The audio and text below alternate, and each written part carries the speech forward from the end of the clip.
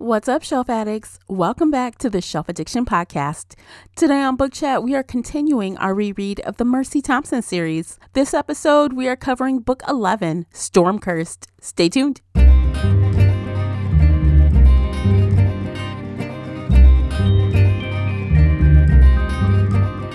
Hey everyone, I am your host, Tamara, and welcome back to the podcast. If you're new here, we're going to feed your shelf addiction with fun book conversations, bookish topics, and more. It's like listening in on your favorite book club.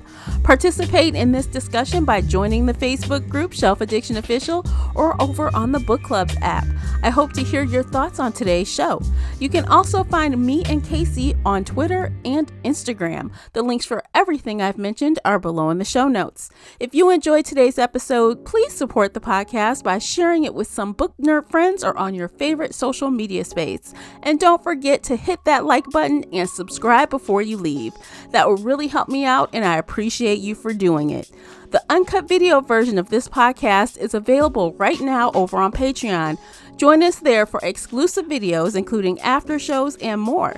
So if you're interested in that at all, you'll need to come over onto Patreon and sign up. As always with Book Chats, we talk spoilers here, so you've been warned. Without further ado, let's begin.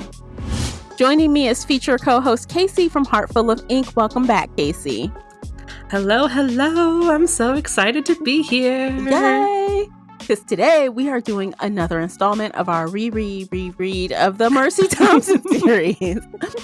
Although, by the way, so I'm going to give the stats momentarily, but this book came out in 2019. And when I looked on Goodreads, this is only my second time reading it.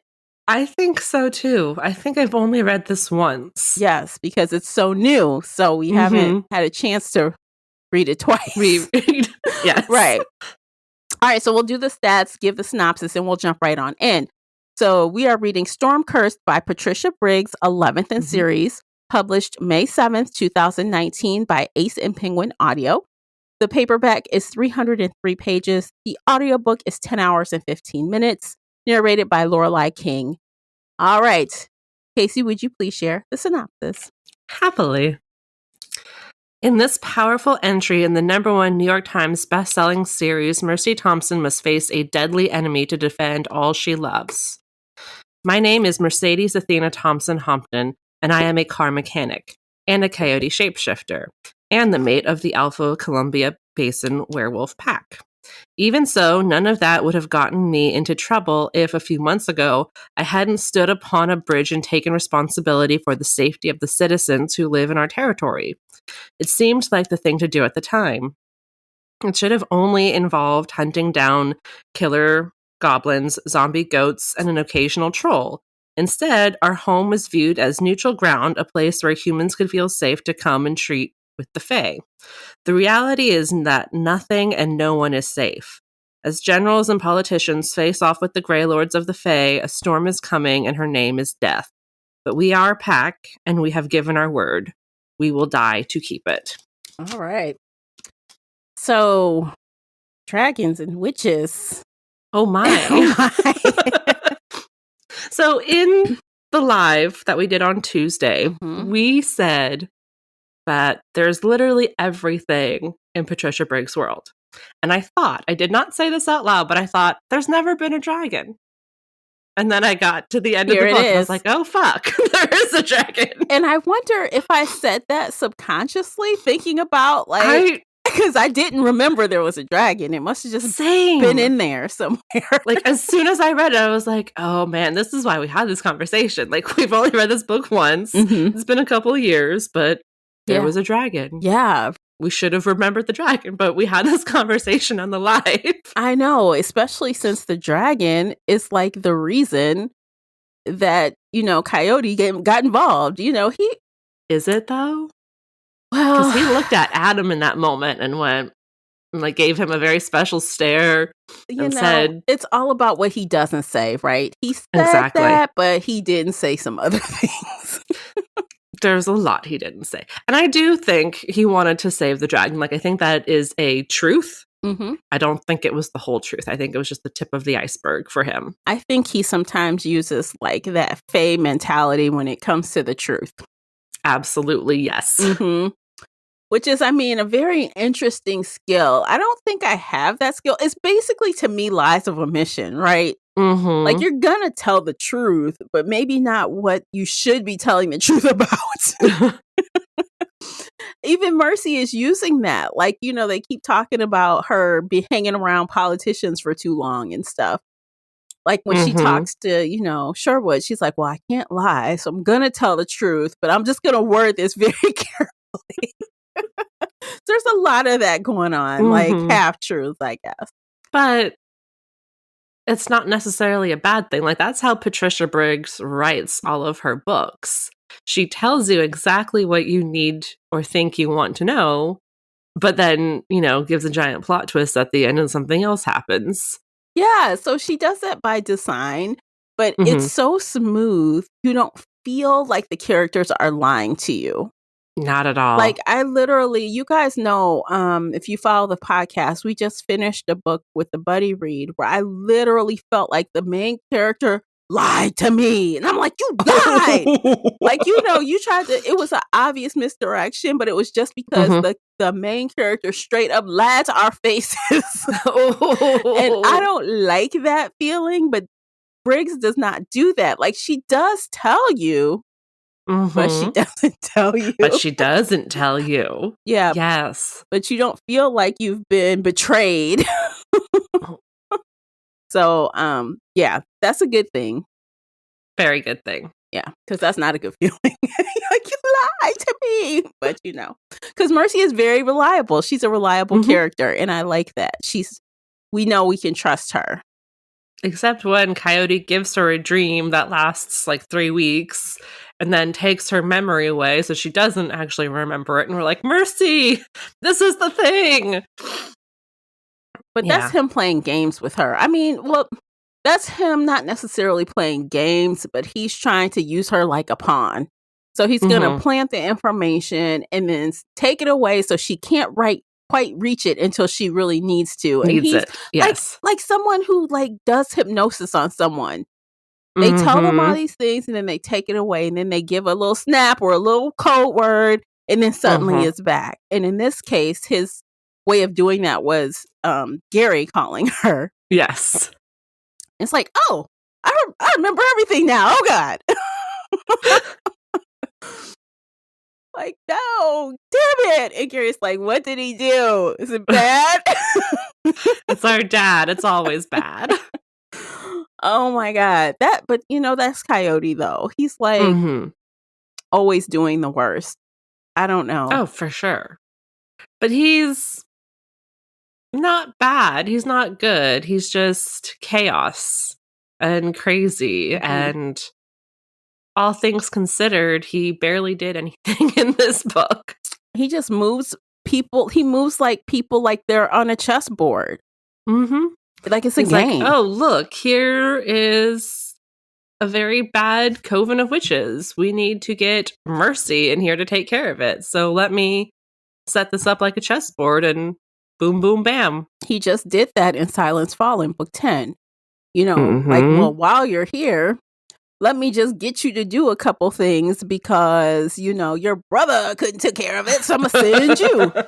So it's like, he's always working behind the scenes, doing some Mhm. mess. And like in this book, I feel like it was extreme because while she was only asleep for an hour of this dream, in the She was in that cat's head for 3 weeks. Yeah, in the dream, it felt like weeks.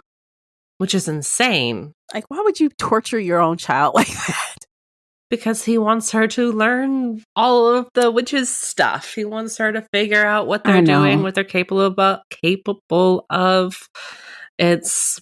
But, Coyote, you could have just had me invisible standing in a corner watching and listening. I didn't have to be in the damn cat, did I? Well, she saved the cat. She so... did. Which he also patted himself on the back. Oh, I guess I saved the cat. Yay. Like 2 for 1. Like, what? Okay. Which is kind of wonky when you think about it. So is it the chicken or the egg? Did you save the cat and then she was in there? Or did the cat was saved because she was in there, but it was already saved? It's weird. I don't quite Time travel, man. Yeah. Time's not linear. Time's all loop-de-loop-de-loop-de. So something that happens in the past hasn't happened in the future, but the future happens in the past, and time travel. As it always comes down to with Coyote, things are always a little bit wonky. It's never easily explainable. It's always something. Always something. Yeah.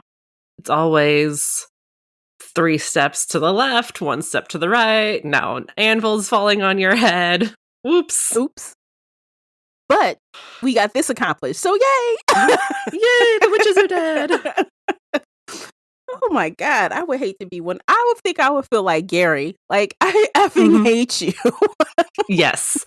I think we would all be Gary. Mercy's well on her way. She's only had dad, quote unquote, for like a year, a little less than a year. Yeah. A little more than a year. I don't know. Timeline. Well, he's About already used her 3 times. So many times. At least 3. At least. River March. Yep. Night. Was he involved? Well, he was involved with the whole walking stick thing. That whole fiasco. So that's 4 times. 4 times. Okay. In a year. You keep showing your butt up and doing stuff. Yeah. Like, I need a spell to keep you out of my head. Can I get a spell for that? I don't think that's possible, unfortunately. Oh my gosh. Or if it was, they just killed all the witches who could have done that. Because there aren't any left. Which, by the way, can I just skip to the end for a second? Yes, we've already skipped to the end. Yeah. So that scene, I forgot that Adam had kissed Elizaveta before he murders her. But I'm like, what was that shit about? Like, I couldn't quite understand why. I feel like, of course, it was a deceptive thing to unarm her, but I feel like there was a little more there because, Briggs had written he was waiting for her. He was waiting for Mercy to, like, basically say something to him, and she didn't say it. Yes. I think he genuinely cared about her. Not in like a romantic, loving way, because she looked like she could be his grandmother because she was 70, Adam's old, but like, it was that like familial grandmotherly love because she just helped back in Silence Fallen get Mercy, Yeah. And we saw from his point of view that he did care deeply about her. And so now that she's young and hot because she just got the death spell and her body like rejuvenated itself, and she's like, I've wanted to kiss you for so long. And he's like, I can't let you live, so I'm going to give you this moment of happiness and then break your neck. So I think it was like a farewell, I love Goodbye you, kiss. Goodbye, I'm going to distract you so you don't see me coming and then, snap your neck. So don't forget, though, I don't think Elizaveta is really that much older than him. How old is Adam really? I think he's young. Probably about 60 or 70. Yeah. So while he didn't age like she did, brain-wise, in the brain space, they're about the same age. Yeah, and so there's that bond of like, we've lived all this time together. We've known each other for so long.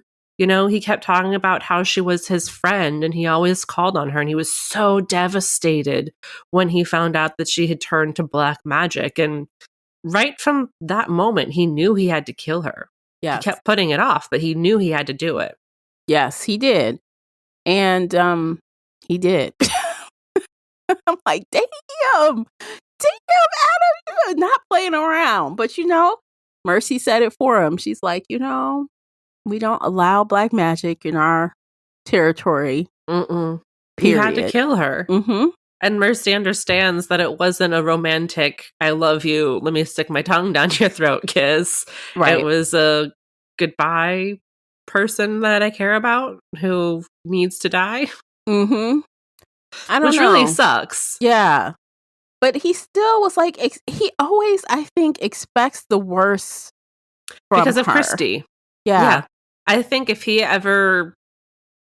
And again, like, both of them were naked. They were naked and pressed against each other when they were kissing. And so, like, that's a very intimate kiss, even if they're not, doing anything I know, else. because they were naked. I'm like, ew. They were naked and pressed against each other. And yeah, no, if Christy ever saw Adam naked near or against another woman, I think she would have lost her shit.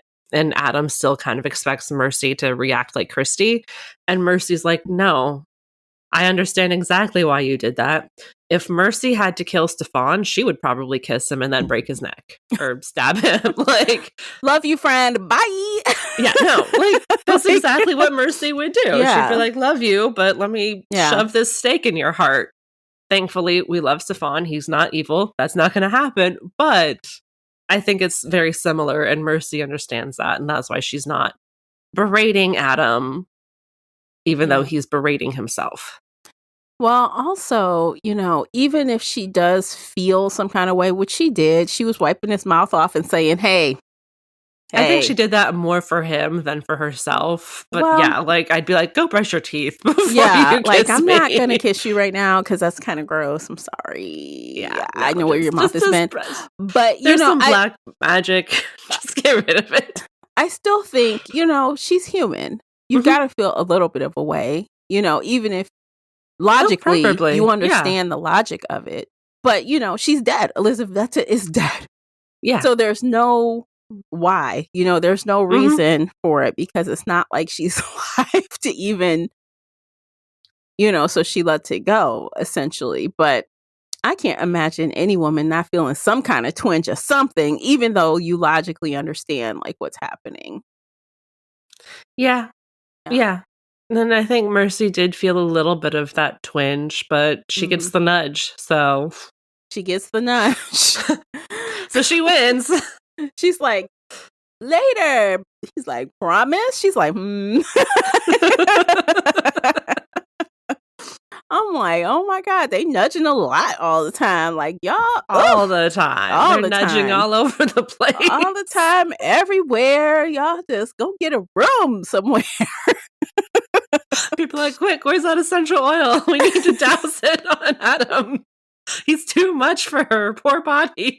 They're like two horny teenagers. It's outrageous. I mean, I totally love it for them. But if I were the friend, or you know, the family, I'm like, y'all, come on now. Give me a break. Give me a break. Don't do it in my line of sight. Right? But good for them though, right? Good for them. All right. What else should we? Oh, it's time for a commercial real quick. Let's take a quick commercial break and we'll come back. We'll finish talking about Storm Cursed. In the meantime, check out these commercials by listening to those. You are supporting the podcast. And don't forget to hop on over to Amazon and check out the book review journal if you haven't already, because it's available right now. And I think you can still get it before Christmas if you order now. It's a great Christmas present for book nerds that you know. It's so great. It's a perfect present for book nerds. Yeah, it's in my 2023 planner/journal lineup. Ooh. Yeah. Look at you. I know, I'm back on it. Well, I have to do a short or something about all my journals for next year. Yes. All right, you guys, stay with us. We'll be right back. Today's episode is brought to you by the Shelf Addiction merch store. Check out all the bookish t-shirts, notebooks, mugs, and more. Don't miss out on these original designs, perfect for any book nerd. Support the podcast and visit shelfaddiction.com/merch and pick up your next favorite bookish item.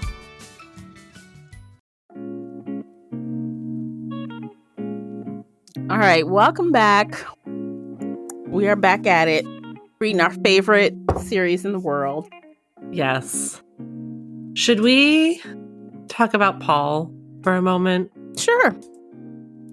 Paul was an asshole. Paul was a giant dick. Yes. Paul hated Mercy. He wanted her dead.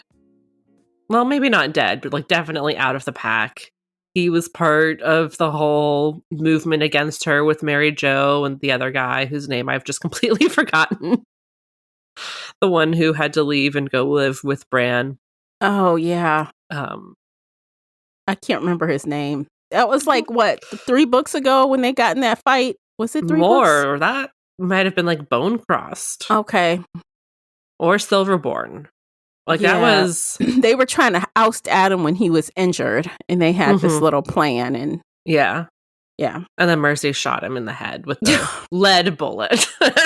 And then he got kicked out of the pack. But, like, that wasn't Paul. That was just... Paul was part of that group. Well, in the midst of all the paranormal shit that's going down, there is some human shit going down, and a human bomber tries to kill a bunch of werewolves, and Paul saves Mercy's life.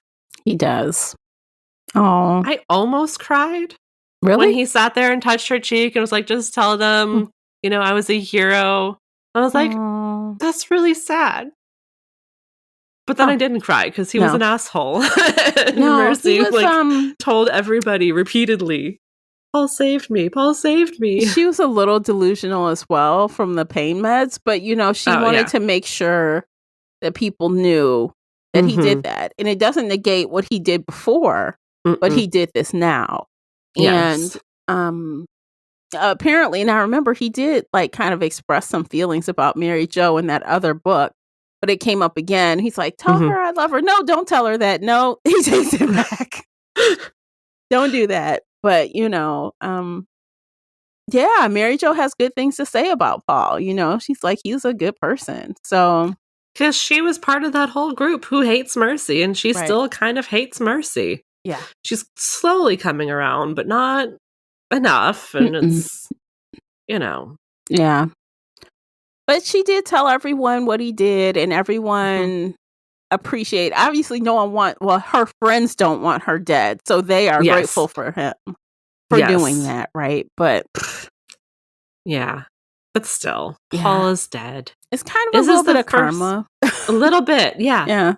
Oh, definitely. But like, this is the first wolf we've lost in a while, right? Because Honey's husband died a few books ago. Yeah. And then nobody else has really died since. No, Mercy has almost died so many times that she just kind of eclipses everybody else. But no other wolves. Were any wolves killed in that kidnapping? That was Peter. Peter's death was in the kid. Okay, Peter was the kidnapping. I'm trying to think. Yeah, I don't think anyone else. So Peter, and then now Paul.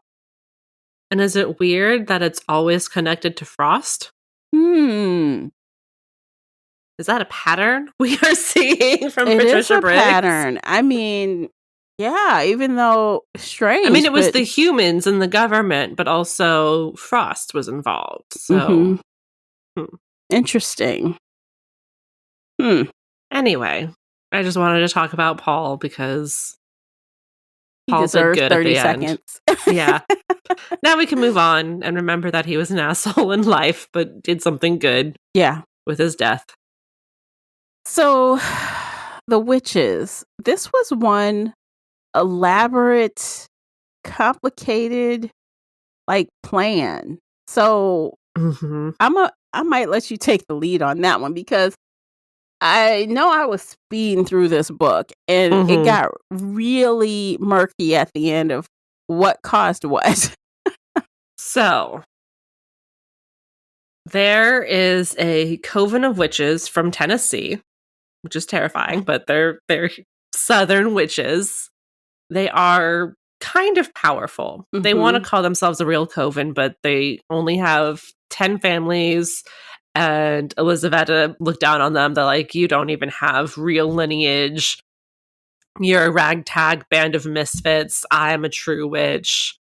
But these ladies have some power.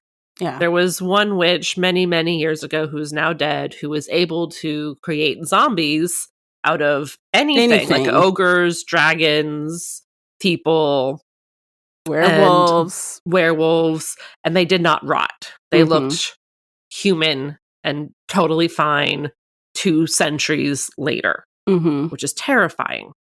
But she's dead, so there's a new witch who's much younger, who sort of has that same power. She's not quite as powerful. She can make a lot of zombies, but they start rotting instantly and look like awful dead zombies. Like how zombies should look.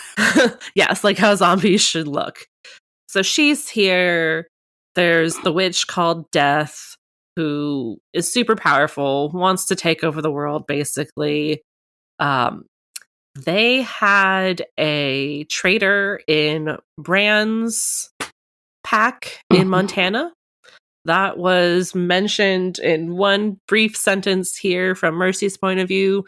That was taken care of the previous month in the previous Alpha and Omega book. I won't say anything else, but these witches have long tentacles. They controlled or worked with Frost. So way back in Frostburned, we discovered that he was not turned by Jacob, the evil vampire from Milan, who we all thought he was turned by and sent to spy on Marsilia and Stefan. Like, it gets complicated. Yes, it is complicated. Frost was either turned by or was a vampire, but also witchborn. He and the witches planned to out all of the vampires and also help eliminate the werewolves. Yes. Because that's why they had the plot with the humans to kidnap Adam and have Adam assassinate the senator, so then the werewolves would look really bad and everybody would want to kill the werewolves, and then you'd also want to kill the vampires, and then the witches could take over.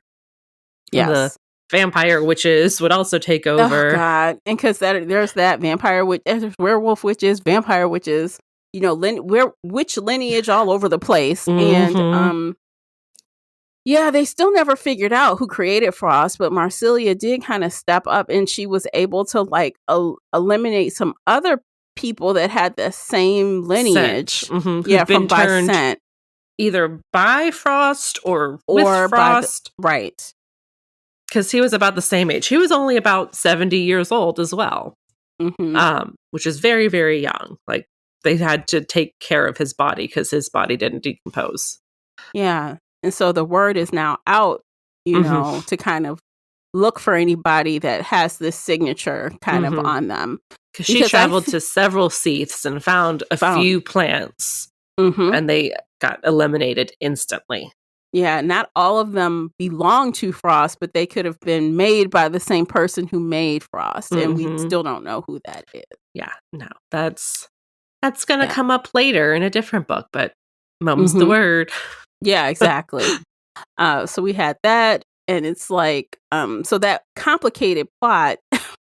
So these witches... almost overly complicated, I feel like, but okay. Definitely, but like, this is where Patricia Briggs really expands the world, and you kind of need to know what's going on in the Alpha and Omega world because you hear other stories, because there are several werewolves, including Sherwood, who had been taken captive and used as parts of spells and pain and, you know, just captive werewolves.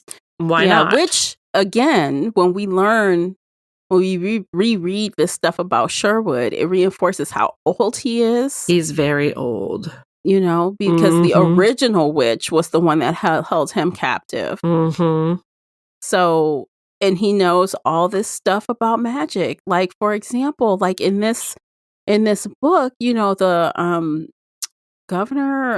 senator's assistant or whatever, she was pretty much taken over to give Mercy this message, and she was fighting it because she too had some type of blood in her lineage that kept her from like totally succumbing. She goes to Uncle Mike's, you know, place, and she's spewing all this stuff and trying to keep her. So she's trying to like fight it and not. It's like a mess.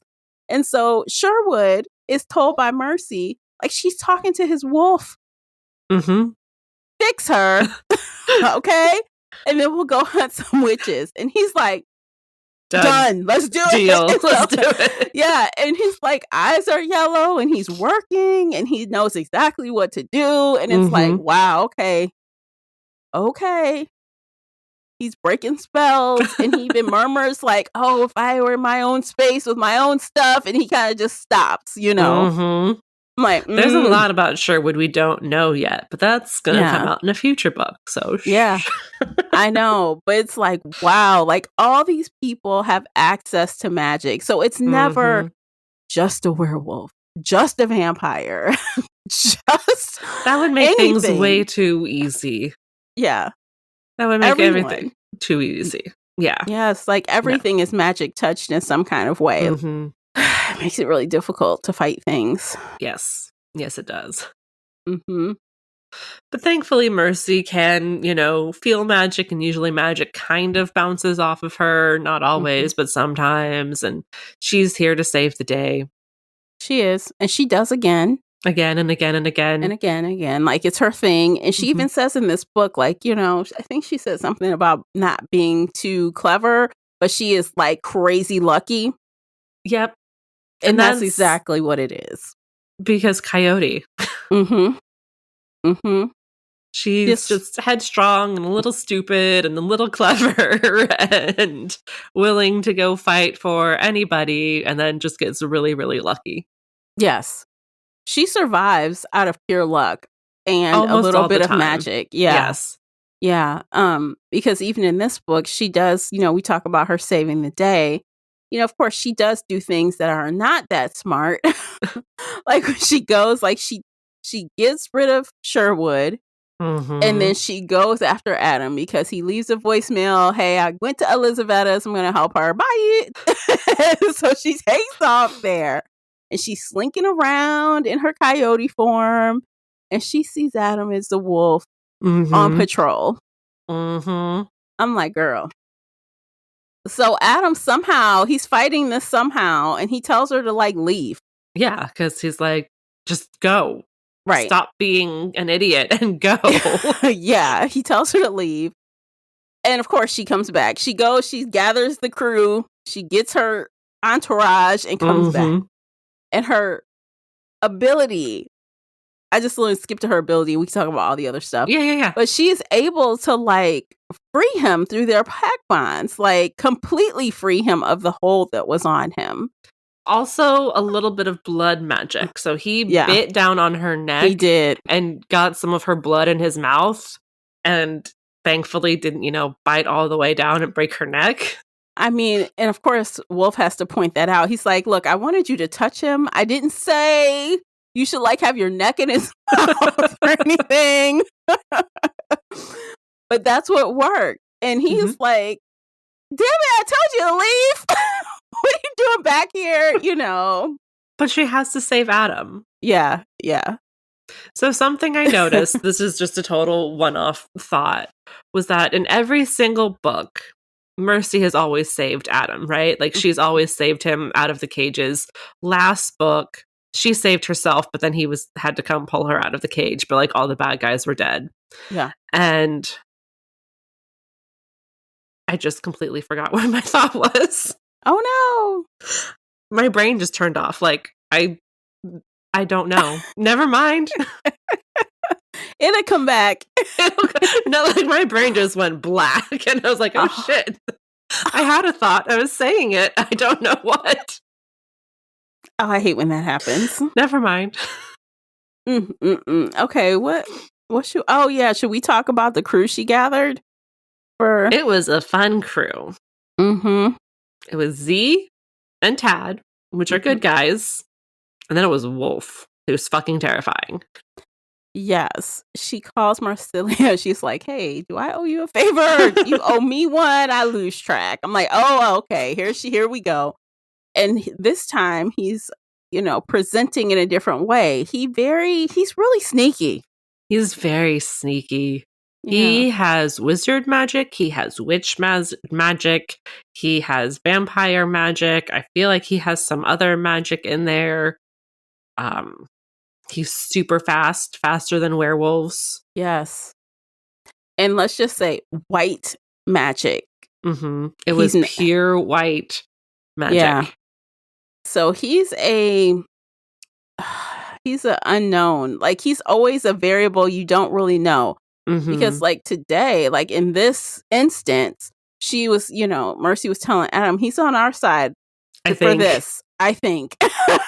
Because he is a wild card. You never know. He's very dangerous. He is. He's incredibly dangerous.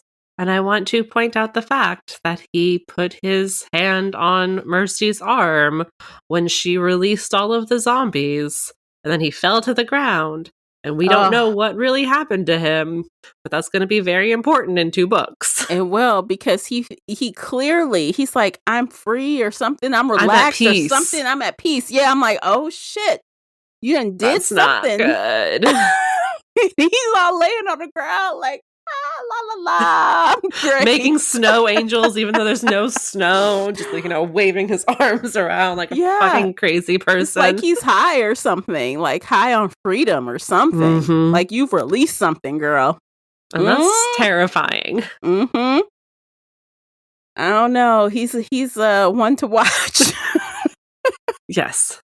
So they all got together and came, and actually Z, he is going to help Mercy no matter what. No matter what. He is not supposed. Part of the deal was the Fae. They were trying to make a deal and come to like some kind of agreement with the humans, and they were not supposed to intervene at all with these witches. He is a rogue. He is a cast out. Yes. Not part of the Grey Lord's underlings.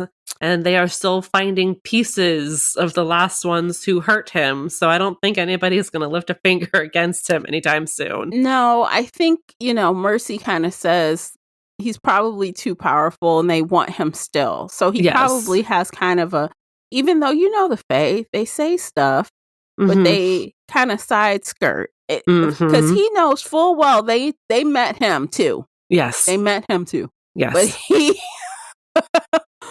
interpreted that the way he wanted to and did what he wanted to do. Yes. Same with Tad. Tad's like, look, they're going to blame me anyway, so I might as well contribute. I might as well get in the mix because they're going to blame me. Mm-hmm. I'm my father's son. They're going to blame me no matter what. Yeah. Mercy had that weird moment where she's like, I always think about him when he's he's a 10-year-old running the shop, but now he's a grown adult who's slaying ogres and zombies, and oh no, he's not really a little kid anymore. Although you have like these little glimpses of him showing his youth. Like when they get in the car and he has that cloak on that's like glowing and he's like complaining about it. Or he is only like 20, 21. Like he's young. Or in the shop when they're messing with the orange filters. Oh God! And after he burns his hands and his father fixes it, he's like, after my daddy fixes it, blah, blah, blah. He's whining. I'm like, there are glimpses of his youth showing, but he is like an adult. It's kind of funny. No, it's funny. He's comedy gold. We love Tad. Yeah, he's great. He'll be around this crew for a long time. Oh, for sure. For sure. And of course, who else helped in the whole scheme of things? Oh, the Goblin King. Larry, the Goblin King. Yeah. I'm really sad his daughter died. I know, that sucks. He's mad about it. He's like, his favorite kid died.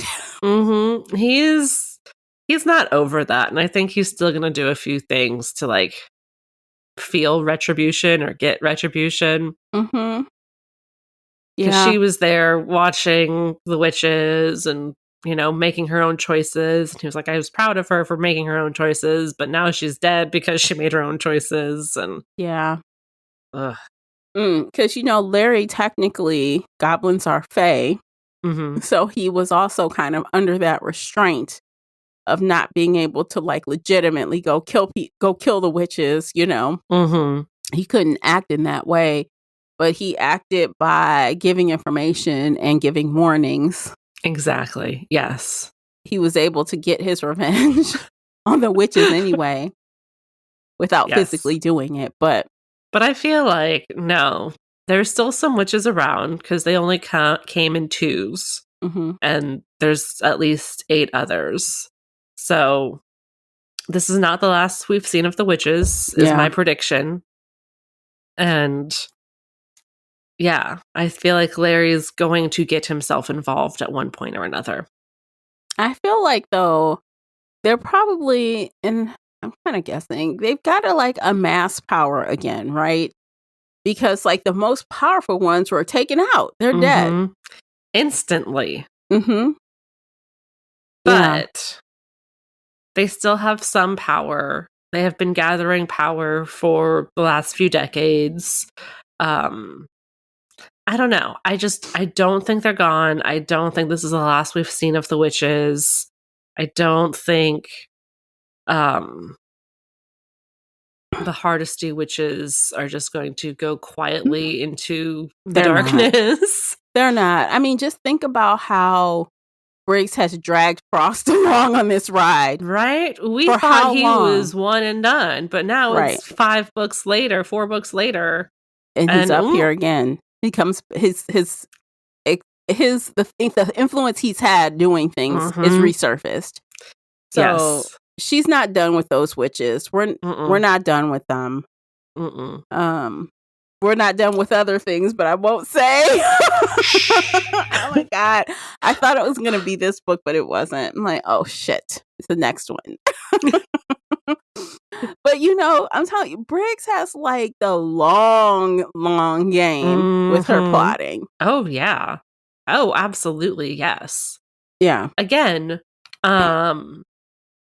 we mentioned in the live that one of the witches who was murdered was Robert, who was one of the people who worked with Gary back in Mooncalled. And issues from that are still popping up. And that was the very first book. Yeah. But it just goes to show how big this world is and nothing is ever truly resolved. I know. Because of all of this, like, I know we hadn't officially said anything, but next year, I'm reading those Alpha and Omega books. Yes! We're going to do it because I feel like now I need those other pieces. Yes. No, I had just finished reading Burn Bright and I was like, I am really glad I know this backstory going into Stormcursed because they talk about the Harvesty witches. Yes. And I was kind of like, I don't know. But after someone left a comment asking us to do it, I kind of felt like, okay, now this was the extra little push I needed to do it. Because I think, you know, once you read something, you'll be like, because this is so fresh for us, those connections will still be there. We'll absolutely. know where they fit. So if you're listening along and rereading along with us, you'll want to stay tuned for that because you'll want that. I think you'll want it. I think so. I think everybody should want to read them. They're good books. They are good books. And you get to see like the back of the coin, so to speak, you know, so you know how like things come together like that, you know. And you get to see how much bigger the world is. Yeah. Because it's not just the Tri-Cities area. Mercy only sees a very small iota of what's happening.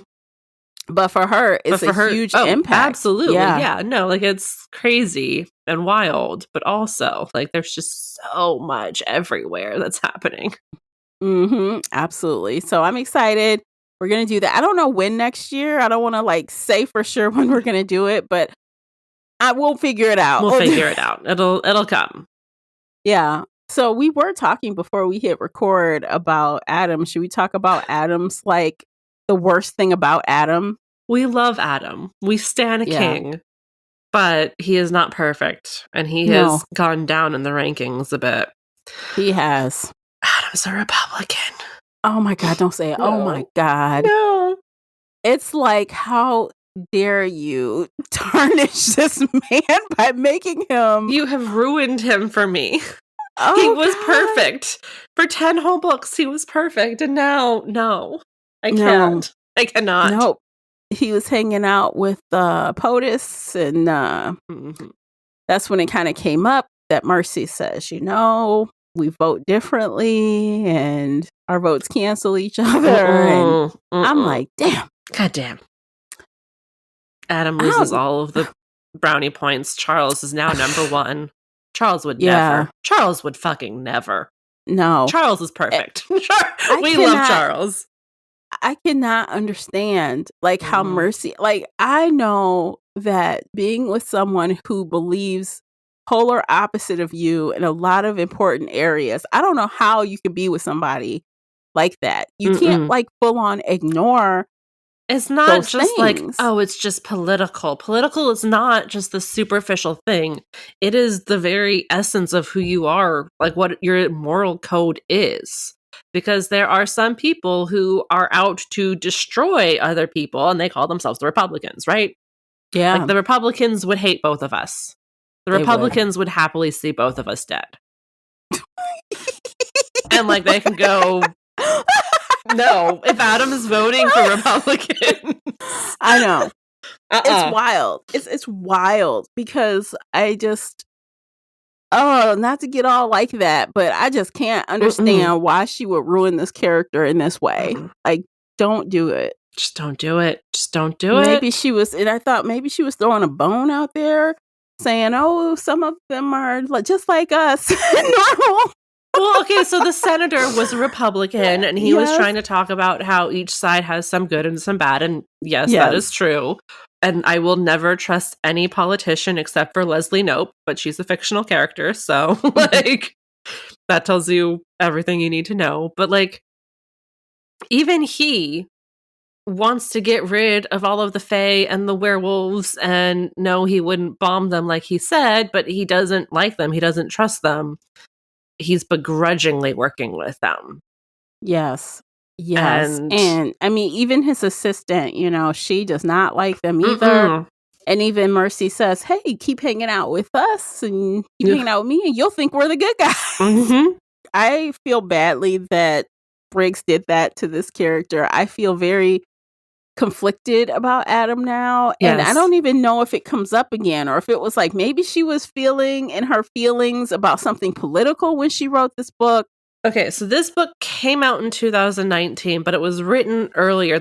I remember there was some kind of delay with this book. There was, because there were 2 years between the publication date of Silence Fallen and this one. So even if she wrote this in like 2016 or 2017, that was a very political time. There was a lot of unrest. Shit. I mean, did it ever stop? No, but it's gotten worse. But like we thought it was really bad. We thought it was the end of the world, and then it just kept getting worse and worse and worse.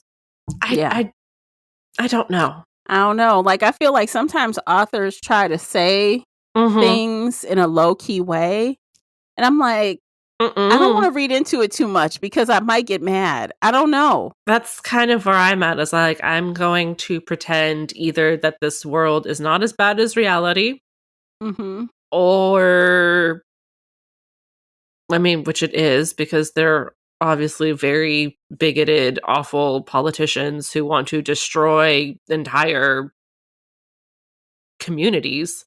They want genocide. So reality, I don't know. I lost so much respect for Adam. I know.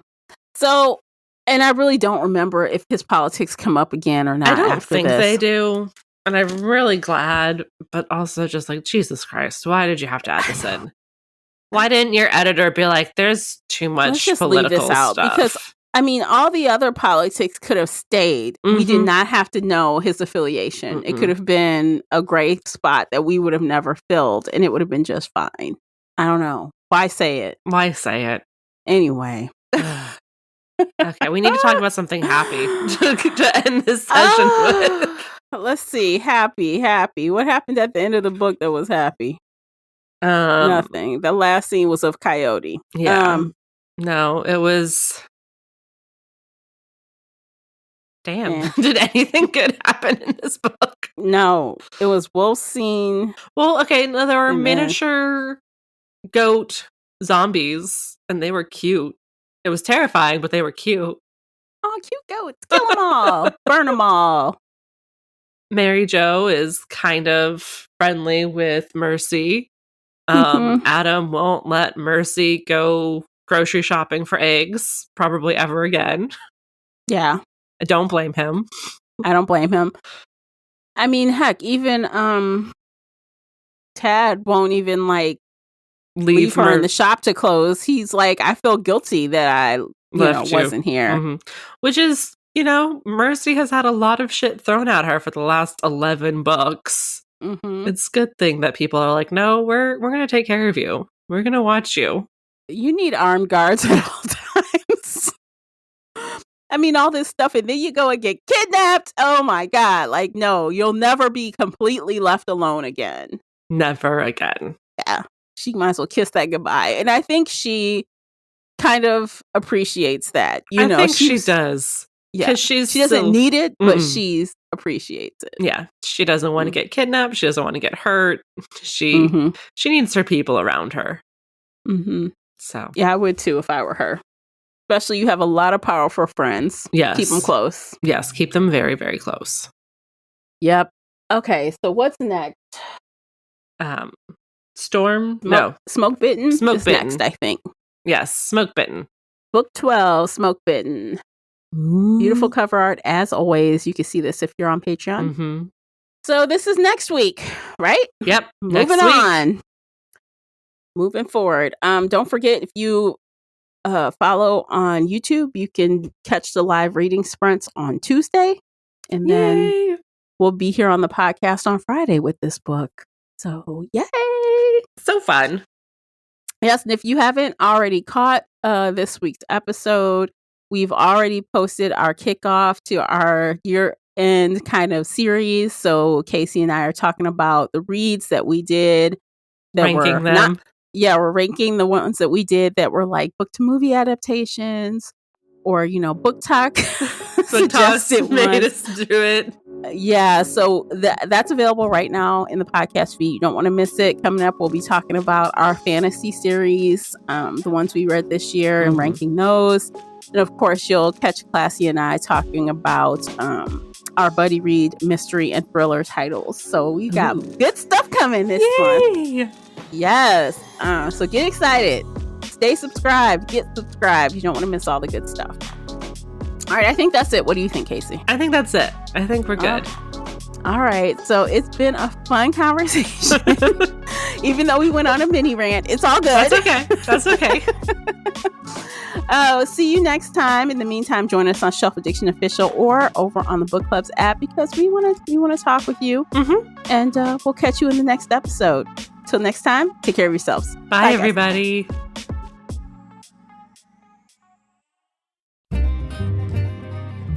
If you enjoyed today's episode and would like to show your support, there are a few things you can do. Head on over to Apple Podcasts and leave a positive 5-star review or like this episode on your favorite podcast player. It seems so simple, but it really helps me out. You can share this podcast with other book nerd friends or on your favorite social media space. You can also join the Shelf Addiction Patreon family. For as little as $2 a month, you will help us produce even more awesome content for your ears. You can also consider joining the Shelf Addiction Official Facebook group where we talk all things bookish and more in a safe space. The Shelf Addiction Podcast is a part of the Nerdy Maven Network. You can also reach us via email at info@shelfaddiction.com. Thank you for listening.